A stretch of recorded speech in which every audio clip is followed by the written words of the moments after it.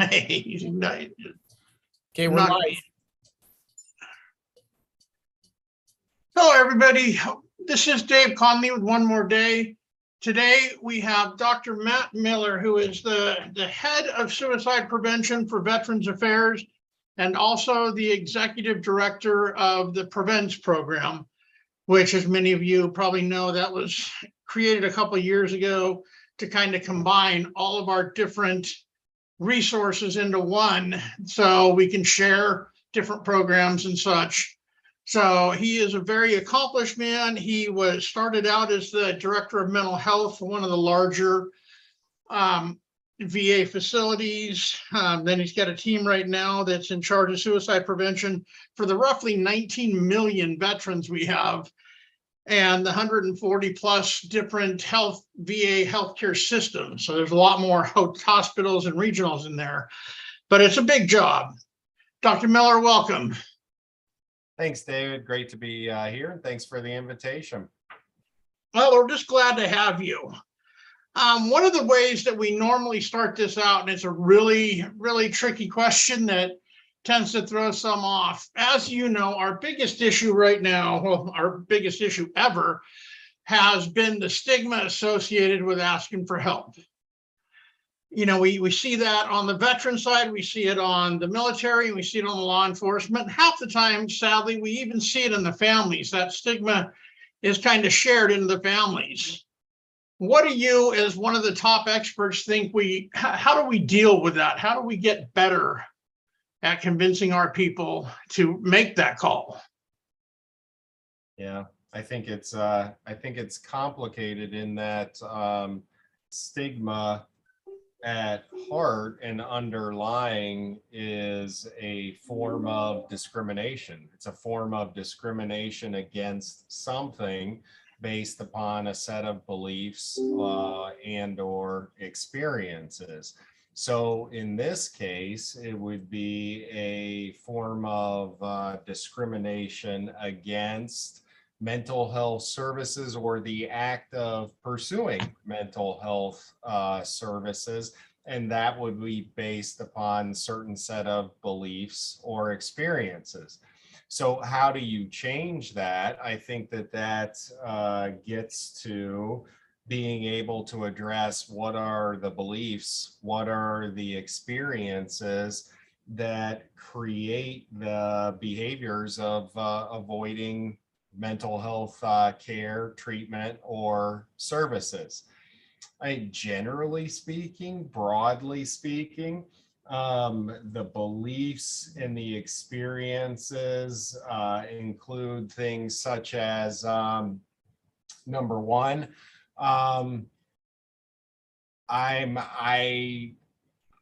not to the point where I need it such that I should come ahead of other veterans or service members who may need it more, so I can hold off a little bit longer. Another form that I've seen is I didn't have it bad enough. I'm not combat enough, Yeah.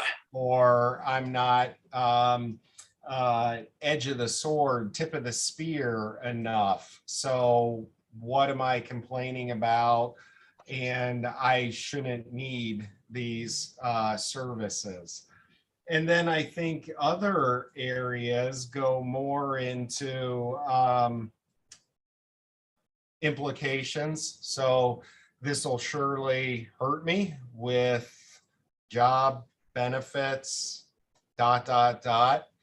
And people hold those beliefs and experiences as well. So really, David, I think to get at stigma requires us to get at some of the central underlying beliefs and experiences that drive the behaviors that reflect stigma.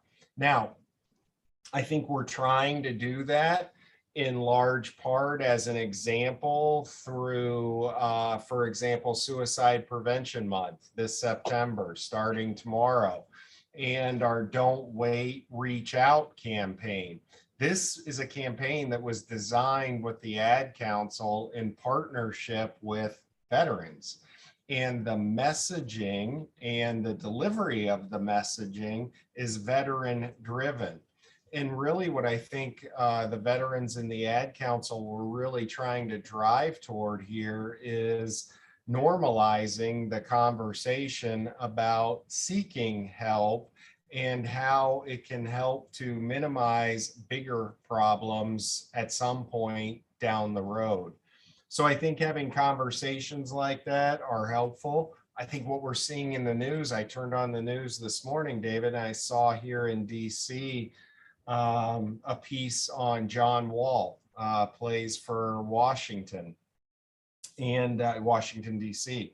And it was him talking about his mental health journey and experiencing suicidal thoughts that concerned him when he was in the context of some significant life issues and challenges, and him going and seeking counseling, care, as part of experiencing that, and how much it benefited him. I think testimonies like that really help to get at some of the underlying beliefs and experiences that continue to promote the lack of engagement in mental health care. It's funny you mentioned all the different reasons why veterans don't consider themselves far high enough up the chain. I even heard one the other day, well, I only deployed once to combat. A lot of my friends were 3, 4, and 5 times. Like, dude, it doesn't freaking matter how many times. Our big campaign is very similar to yours that we're launching really, as a big campaign, which is Just Talk, Tell Your Story, which starts Suicide Prevention Month. Also, that's our way of leading in. So very much the same thing, just getting people to start talking and realizing their story, no matter whether it's a 100 deployment special ops guy or somebody who never left the US. It doesn't matter. You've got a story, you have to communicate it to stay healthy. Yeah. And so we're really, go ahead. Well, I think you saying that's really important, David, because I think if we're to be honest, veteran to veteran and within the veteran community, we have a way socially, sometimes informally, sometimes formally, of racking and stacking priority and level of service. And saying combat veteran and being certain to put that out there is one form where people may not be intentionally engaging in that, but whereas other veterans may say, see, this, what's my problem? So I'm not going to pursue help for this. I'm not this type of veteran. Yeah, I don't think much frustrates me more than the way we've really sectioned everybody out right now. I mean, you've got groups that'll only help post 9/11. You've got groups that only help Vietnam, and it just goes on. And all we're doing is narrowing our focus so much that I think the majority of the veterans are getting left behind, because if they don't fit into one of these categories, it's tough for them to get help other than, thank God for the VA where they can go there, take care of any veteran. But, the two things that I have the biggest pet peeve about is the number 22.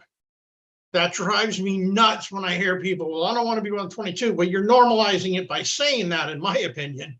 You're normalizing suicide. Well, if 21 people are going to do it today anyway, why not me? And I've actually heard people say that. So, if we do away with the number system, it would make my day. Yeah. But don't want to get on a tangent. That's we could have a whole conversation on that and be glad to. That number and its inaccuracies and misinterpretation. I think that responding to the larger point that you made, I think that there are some advantages to segmenting in some ways by subpopulations if it helps you to tailor and tweak your message, your services to that population. Where I think we run into issues and problems is when we focus then on one subpopulation to the exclusion of perhaps another subpopulation, and then place higher value on one subpopulation versus another. Tailor the message to subpopulations, tailor the interventions, dedicate the resources, absolutely. But then get into exclusion from one versus the other. That's where I think we start to run into issues that aren't helpful. And I'd like to see, that was the whole point of Prevents is, okay, since we do have all these sub communities, let's make sure we're sharing what we're learning with the main group. And I think if we can get to that point, everything, as I'm sure I don't know if you've seen the protocol that David Rudd and all of us put together for suicide. The first thing we said when we put that together is it's open for anybody. We don't care. If you want to use it, use it. And that thing took us, 2 years to develop. So it's a big thing just to hand it out. But if we can all share these resources we got, I think we stand a better chance at, eliminating the one number that I care about, which is one. One veteran suicide is the number that we all should focus on, because if we can eliminate that one, then there's never going to be a 22 or a 25 or whatever it is. Yeah, for sure. I mean, that's a sharing of resources creates collective engagement, and that's what we need to move this forward. If you go to va.gov/reach, you'll see an example of this in our toolkit for spreading the word. It's called Spreading the Word. It's a toolkit that provides resources for social media, resources for communications, resources for anyone who's interested in helping out with spreading the message of don't wait, reach out. But I think that that's reflective of what you're saying and the spirit of what you're saying as well. So tell me, the thing that pretty much everybody listening today wants to know is what do we have going through the VA? What kind of programs? I know you just put out a big thing that I love, which is, hey, if you've got an idea, get it to us and we'll look at funding it. Tell me about that. How's that going? What kind of developments do we have? Yeah, so that's Mission Daybreak. Mission Daybreak is a prize competition, and it's really a vehicle that I honestly didn't even know existed until we got into this and I was taught about it. I credit Barbara Van Dalen and Prevents and the work that team did initially, as well as VHA Innovations and the work that they did with starting and helping to form this path. But as a prize, what it does is it allows us to create a marketplace, if you will, create a forum where we can provide some general parameters in terms of what we're looking for.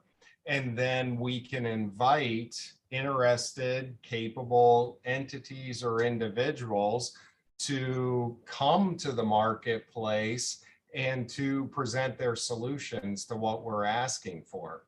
So what we've asked for in Mission Daybreak is something that we're currently missing that will significantly impact veteran suicide rates on an annual basis to the tune of at least 10%. So it's got to be something that's big. It's got to be something that's meaningful.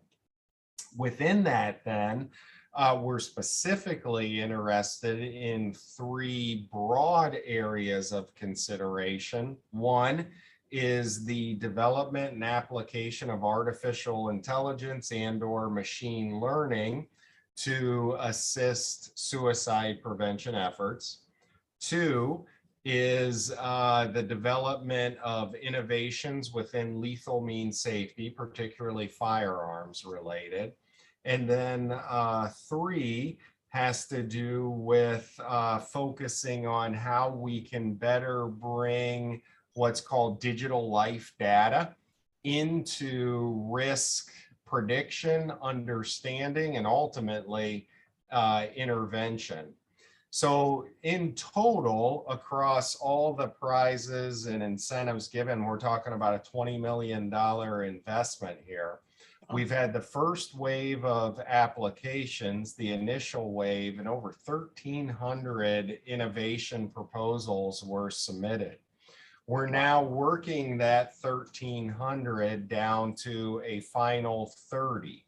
The final 30 will advance to what's called the accelerator phase, and they'll be awarded $250,000 each to help fuel their efforts in that.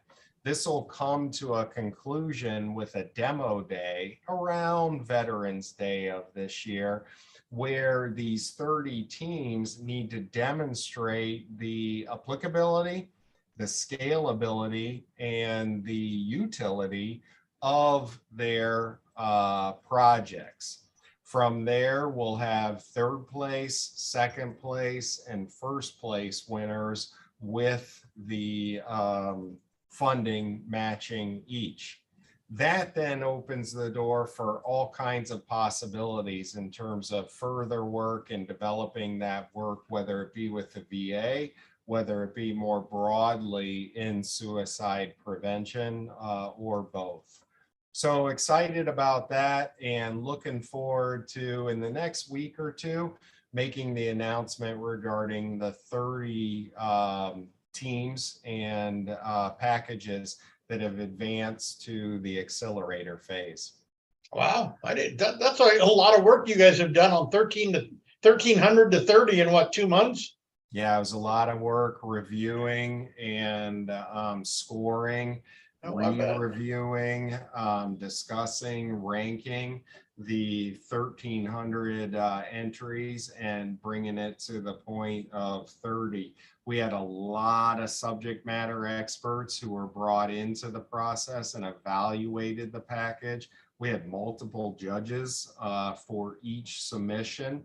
And then there was a discussion process that occurred among the judges to conclude in terms of ones that were questionable and are they included, are they not included? So we're really thankful for the numerous subject matter experts who contributed their time to that process. Gotcha. Well, that sounds exciting. And like that, we hear a lot of complaints, on the VA side, and they drive me nuts. You guys serve, I believe it's 9.5 million now is where you're at for active vets getting help, right? Yeah, And that's I think that's eligible individuals for VHA care. And then I think 6.5 million veterans are actively engaged in VHA care, but it's risen significantly over the course of time. I think it's up close to at least 30% in terms of overall utilization of VHA services in the last 10 or so years. And that's like, it kind of frustrates me when I hear all the complaints, because you guys have like an 85% success rate as far as your people say, right? Something way up there, isn't it? And you're talking about veteran satisfaction? Yeah. Veteran satisfaction typically runs across the board and overall pretty high. I think there are some pockets of rightly so expressed dissatisfaction, but across the board, veteran experience overall tends to be highly rated. And that, that's always been my point, is they're the best option we have as vets. The hard part for you guys is that the veteran community, I hate the word needy, but we do need a lot, because you've got combat, you've got a high number of, our senior population that's done combat, and now they're seniors. So there's so much that goes into our care that many of the other healthcare systems don't have to fight with. And that's, that's one of the things that I like to correct people on. We're at 85%. That means out of the 9 million, we're talking 8.5 or whatever, right? What is it, 8.2 million are happy. They love the service they get. So that's a pretty damn good number in my book. You can't help that many people without having a problem or two. Not going to happen.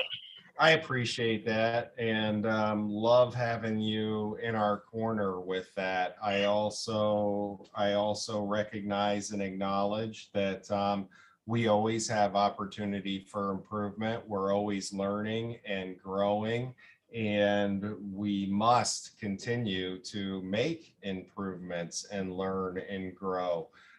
So there's certainly no resting on the belief that we're doing good enough or adequate enough right now within VHA or VA. We want to grow. We want to get better, and we want to continue to make improvements.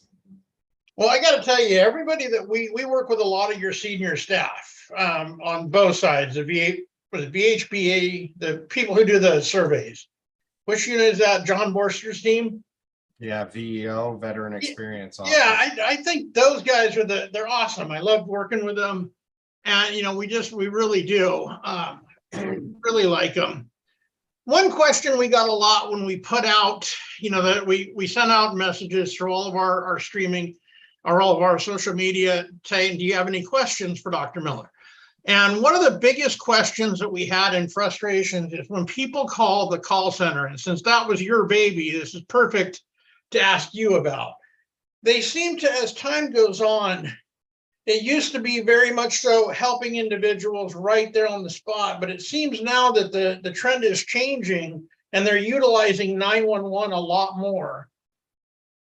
And, a lot of the vets really are frustrated with that because then, we involve the cops in most areas, and we know how cops depressed veteran goes. Yeah. And so that question is, what's fueling that change? I would have to check into how much that's occurring. I will tell you that as it should not be a broad response or redirect. Typically, when we'll engage 911 is when there is a medical emergency involved, and that needs to take priority. Occasionally, that happens in the Veterans Crisis Line when we get a call, and for example, a veteran will share with us that they took a handful of certain medication. In that case, then that's something where we'll coordinate with medical emergency or 911 to ensure that we're taking care of the immediate medical need first and foremost. So that does occur. Mm-hmm. And it should. That should happen. And then second, I think the other area that you're getting at is the emergency dispatch. And really, emergency dispatch rate is low in terms of when you look at overall call, text, and chat volume. You're talking about less than 10% of the time. And when we do use emergency dispatch, we try to the greatest lengths possible to ensure that the veteran is voluntary, that the veteran agrees, and that arrangements are made. Last case resort, and only when we believe that it's necessary to save the veteran's life, would we go with an emergency dispatch that was non-voluntary to our awareness.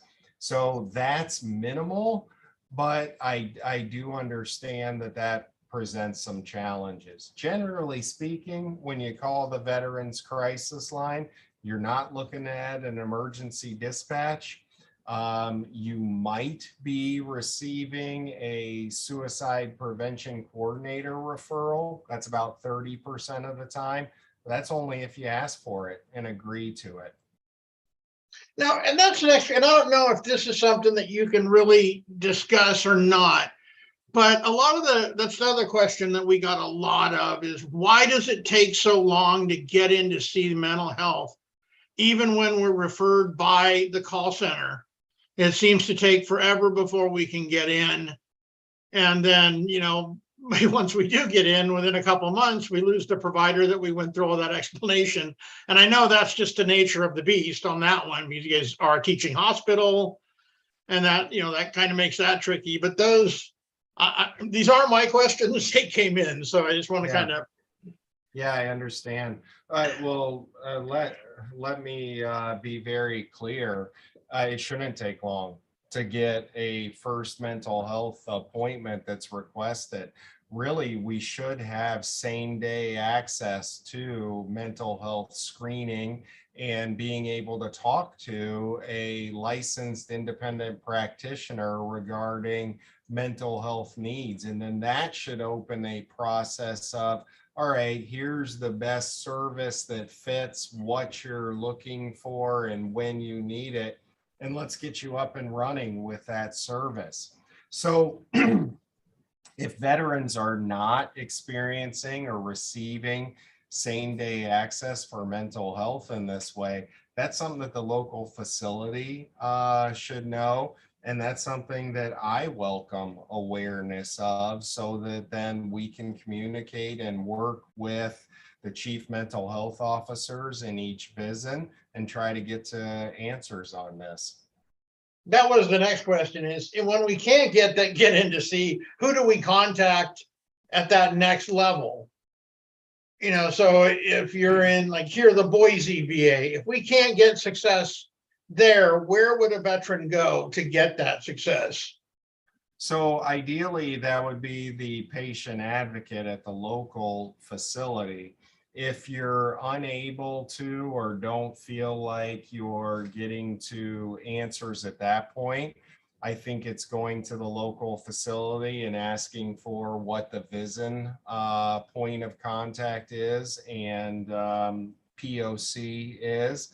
And, I don't want to understand. I don't want to offer this as a broad answer, but because it's hard to standardize.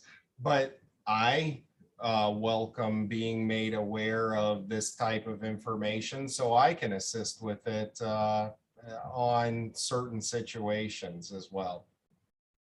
All right, and that's that's what we need, is just even within the regional, how to get the help. So it's patient advocate, VISN, POC. Those are all the time. Okay, I got you.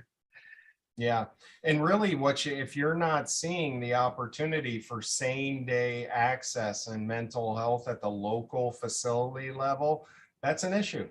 That's an issue. And that's something that I would encourage you to say that, hey, look, I'd like same day access. It doesn't have to be in the ER, and I'm having a difficult time getting it. I think most people prefer staying away from the ER if they can. Right. And I know I hate going there. Yeah. I was there all day yesterday. Yeah. I got bit twice. Then, if you're there all day, there's a good reason for it, and that's what the ER is for.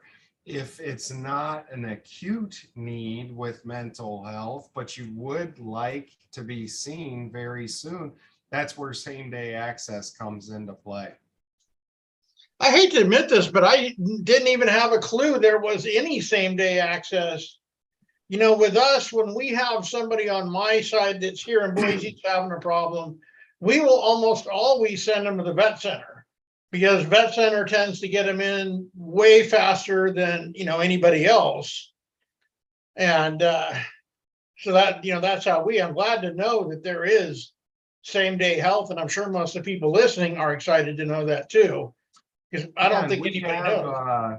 We have a new access website that offers information on specific facilities and how long the wait is for mental health services, excuse me, for new and for established.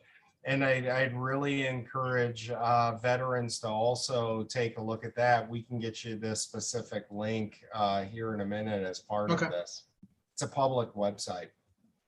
Yeah, and we'll post that out to everybody because that's a huge thing. If I mean, I work with you guys on all levels, and if I didn't know, I certainly worry about the vet just coming out of the guard or the service and finding that out. So that's awesome.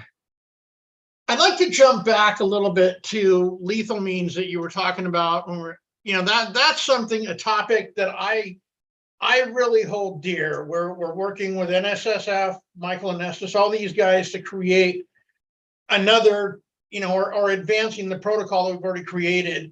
And one of the things that we've done right off the bat is eliminate using the word lethal means. It's just safe handling, safe storage now. Because as soon as vets hear lethal means, they think taking my gun. That is just simple mentality that happens where safe handling doesn't inspire any fear. And, I know you work with NSS and SSF also on some of your programs. So how that will be the next kind of stigma related question, is educating our vets and even our active duty and our military that lethal means by no means is taking your gun. It's simply putting it in a safe place that day. And then, when we get into that, we've got different state laws that really affect what we can do with that gun, even as far as handing it to a family member that doesn't live with us. So, where can people learn more? Does the VA have anything and any site for that where they can go to learn where these different laws, or, how you guys want veterans to work in that situation? Yeah, we can get you some resources. Bobby, who works closely with us in VHA Comms, she's actually here in the room in my office, and she can help us track down what we can hand off to you and post with that.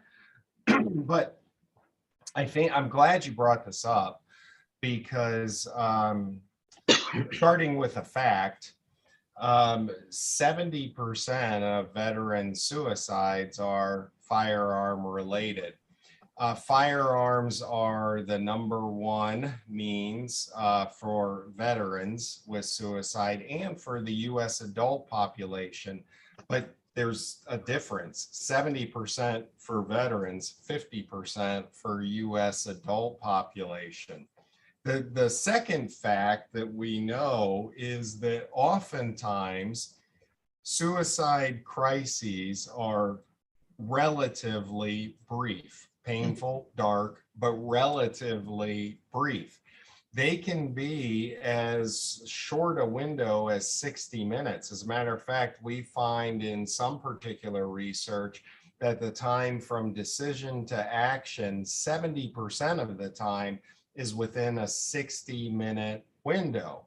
And it's in that context that the next fact comes, which is if there's time and space between 3 points on a triangle, person, firearm, and ammunition, that time and space across those 3 points in the triangle saves lives. If there's not that time and space in that particular window, 90% of the time or greater, you only have one time with a firearm and a veteran is gone. So that is what we found the emphasis on here. So we're not even talking about, we're even moving away from safety. We're moving towards a focus on secure your firearm in certain situations, because safe storage can mean so many different things to so many people. And we're not trying to be experts on, generally speaking, what is safe storage for a firearm. That's not our business. That's none of our business. What is our business is talking about secure storage in the context of moments in time when those 3 points in the triangle might save a life, namely the veteran's life. So it's all about context. And within that, David, the point I want to make here is, as we talk more about safety to secure storage, we're not even going towards another word, which is restriction. That's not our lane. That's not where we come in, and that's not the field that we're here to debate or legislate. We're here to talk about secure storage, context of time and place in certain crisis situations. I like secure storage. That is a better term that doesn't instill any fear. Yeah. So, And I think it's one that we're a little more familiar with in the military, right? Yeah. I mean, we talk about securing. I was an officer, so Yep. it would have been the M9. You talk about securing your firearm, and that's language we can relate to, and it's less ambiguous than a broader safe storage. So that is the direction that we're moving. And that's what, we're really trying to do, like Jack Daniels and the Transportation Association did 30 years ago with the whole responsible drinking. I mean, that was one of the most effective campaigns in the history of safety. And it's so simple: responsibly drink. Oh, okay. And so we're really looking for a campaign that we can do with the secure, and that I love the word secure storage. So safe handling, secure storage, is that what you're looking? Yeah. Yeah. And you can go to our website. We have a whole campaign that's designed around this. You can go to our website, Keep It Secure, and you can see some of our PSAs. You can see our resources that we have available speaking to firearms and suicide prevention, the relationship between the two, and tools and resources in that context. Yeah, I know I'm sick of going to my brother's funerals. I really have had enough. That the whole reason that we started One More Day is I lost 4 of my brothers I served with in 18 months. And if not for a misfire, I'd have been number 5. So, I've had it with that. Anything we can do at this point, that's what we're trying to do for our little side of the world. Well, and David, I love the name, One More Day. What you're talking about there is moving beyond that 60-minute window and realizing in that time frame, all right, so whatever I'm facing, I might not figure it out all completely right now, but let's keep moving. Let's take it one day at a time, and let's see what the next day brings to build upon as we move forward from this. One day at a time, one step at a time, not trying to bite off the whole thing and solve it at once. That's what's needed to keep moving forward. So great name. And then, it's funny, I got that from the families right after I decided to do this. I figured the only way to help would be to talk to as many people, surviving family members, as I could. And I don't know if I told you the story, but I get everybody would kept saying the first 10 families I talked to said, oh, there were no signs, no way for us to know. And I'm getting really freaking pissed because I'm like, I'm not learning anything if there weren't any signs. That's what I'm trying to figure out.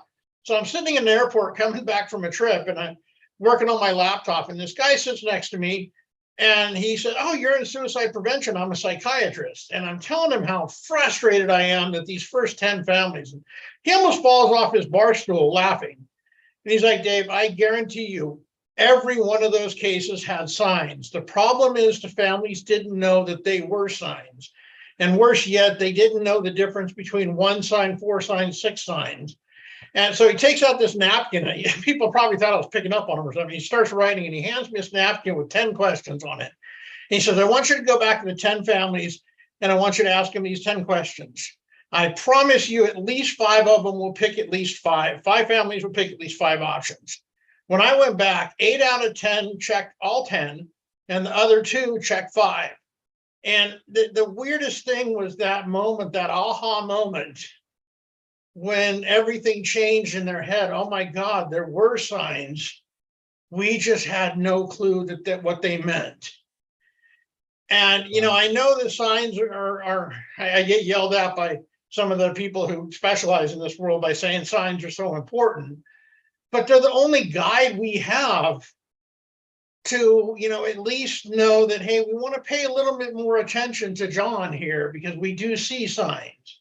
Yeah. And, while they may not be 100% predictive, once we know to watch, then we start watching other areas, the relationships, the finances. It's just a guide to me that we need to look closer. Yeah. And I know there is debate about the level of emphasis to place on signs and risk. I know you work with Craig Bryant. He's the one that yells at me.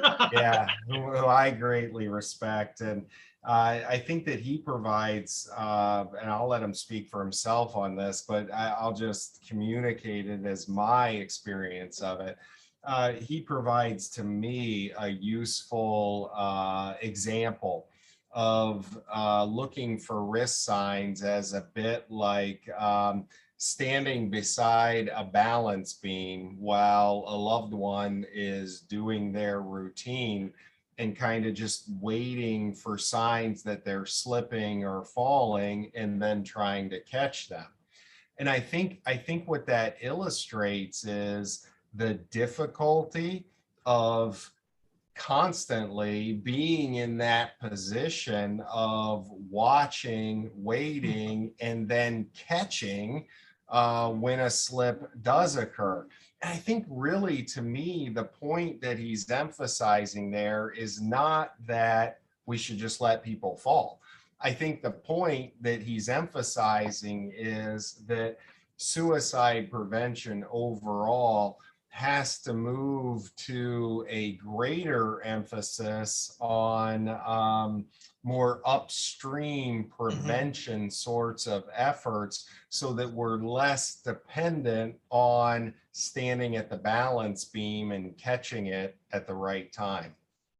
Yeah, stopping him from ever being on that balance beam the day they would have fallen. Right. And I know, I love Craig, and I went through his Strive program myself after 40 years of fighting with my PTSD demons. I finally went through that, and it was a massive help.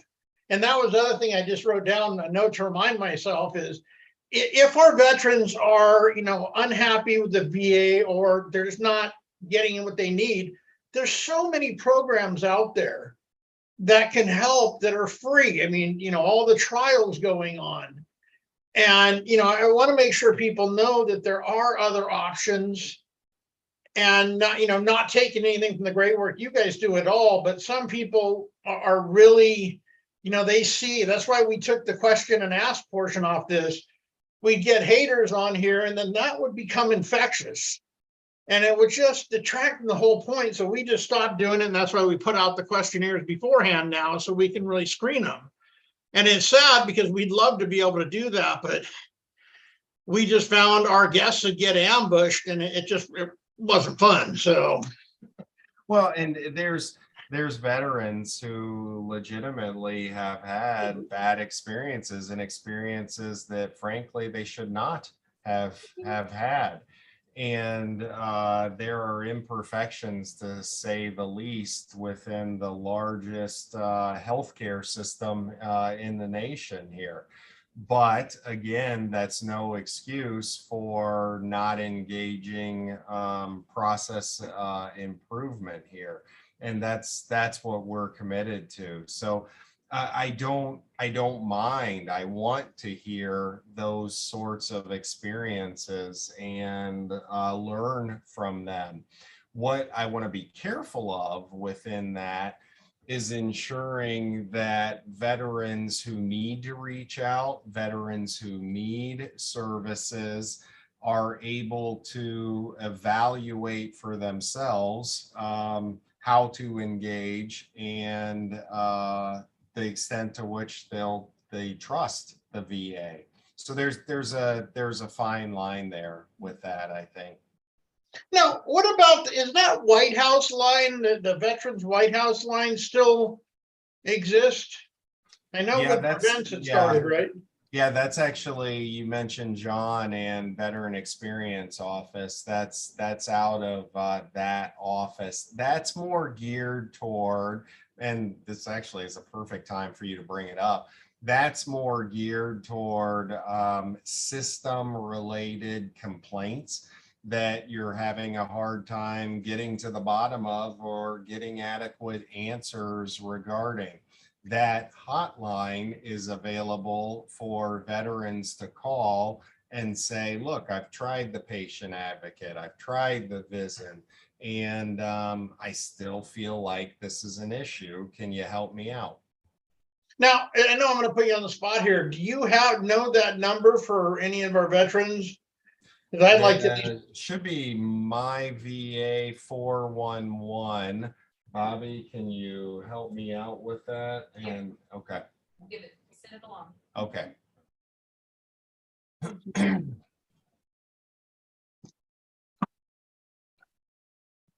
Yeah, I like just being able to provide as many resources as we can when we're doing these. Because some of these people, you know, that could be following on our LinkedIn page or Facebook, maybe the first time they've ever been here. And so it kind of helps to give them anything we can. So it's my VA 411. Yeah, and I think Bobby's gonna send it to you here shortly, Dave. Okay, is that 800 at the beginning or that's it? She goes. Yeah. It is, I don't see it. Can see, I'm sorry. Oh, there in blue. Okay, Dave, it's 855. And this is avoiding any trying to spell it out on the phone and match it to a number, but it's 855-948-2311.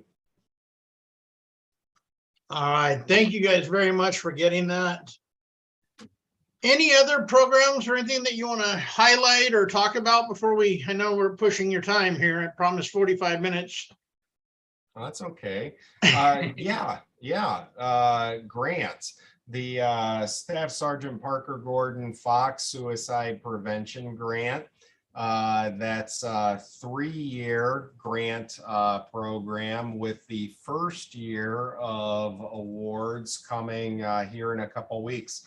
So we're looking forward to announcing and in turn then offering grants in the amount of up to $750,000 per grantee on an annual basis. So that announcement should come out around mid to late September. And then award money should start within 90 days of that announcement. And again, that's going to community-based grantees, entities, eligible entities serving veterans and their families in suicide prevention, outreach, and intervention. So that's big. That's the first time that the VA has been able to offer through a grant mechanism support for community-based interventions for veterans at elevated risk for suicide. Second, you should be seeing in upcoming weeks the release of our updated annual report with updated suicide prevention information. We're looking forward to that. And of course, then starting tomorrow, we have Suicide Prevention Month. Our theme is Don't Wait, Reach Out. That theme was veteran driven and veteran communicated within the PSAs. Check out va.gov va.gov/reach for more information about that. Finally, in terms of resources, check out our Keep It Secure website and campaign, which is specifically focused on firearms in the context of suicide prevention, not in the context of restriction, not in the context of safety outside of suicide prevention. You'll see some of our PSAs in key, I think, television events this fall, including the Army-Navy football game. Which, Navy's gonna win, right? I'm Air Force. I have no. Yeah, I know, I saw that. Needless to say, I was Navy, so I have to go with Navy, even though we rarely win it, but hey. It's still a fun thought that we play at least. All right, any advice to our vets who are struggling? Yeah, I think if it's at the level of prevention, maintenance, or problem solving, check out va.gov/reach, and that's an opportunity to find and explore resources and services specific to real world issues that veterans face. So you don't have to navigate by depression or by PTSD symptoms. You can navigate by relationship problems and marriage isn't working out, by financial problems and credit card companies are calling, occupational problems, medical issues, mental health issues. You can point and click, and that'll kind of tailor things up according to what you're facing in life. Of course, if it's a crisis and you want to talk to someone who understands, you want to talk to someone who's there to help, who's there to support, and who's there to provide additional resources, that's where the Veterans Crisis Line comes in. Remember, starting in July, we switched nationwide to 988. So dial 988, then press 1 if you're a veteran or someone who cares about a veteran. Same VCL that you've known and that's grown since 2007, just now access through 988, press 1. And correct me if I'm wrong, I don't have to be at the point of suicide to call. I mean, No. they help with a lot more than just that level, correct? You don't have to be eligible for VHA services. You don't have to prove eligibility. You don't even have to give your name. You can just talk. Yeah, we are there for whatever the veteran finds would be of service to them in that particular time to address mental health needs and well-being. And family members can call to figure out what to do about their veteran who's struggling, right? Absolutely. That's actually a meaningful portion of our calls is family members calling and asking for input, suggestions, or recommendations. Well, Dr. Miller, I appreciate you taking time to be here today. I'll be back in touch with you on what we're doing with NSSF, though. I think you guys will be a great partner with that. So anybody has calls, we provided all the numbers. Remember, 855-948-2311. If you're having any problems that you can't get resolved, try to go through your local first patient advocate, point of contact, POC, and that's it, right? Yeah, other than you're doing great things, Dave. I mean, this is all out of your desire to serve and support veterans going through dark times or just in need of a little extra boost. It's based on personal experience and really respect what you're doing, and I thank you for it. And I got to say, well, it started out, it was just me. We've got, I think 26 volunteers now that work, and we've just got an incredible team. So I'd like to thank all them. And to my brothers and sisters, just get one more day. That's all we ask. Let us get you there. Call us, email us, whatever you need to do, we're here. So Dr. Miller, thank you again, and we'll talk to you soon. Thanks, Dave. Thanks, everyone.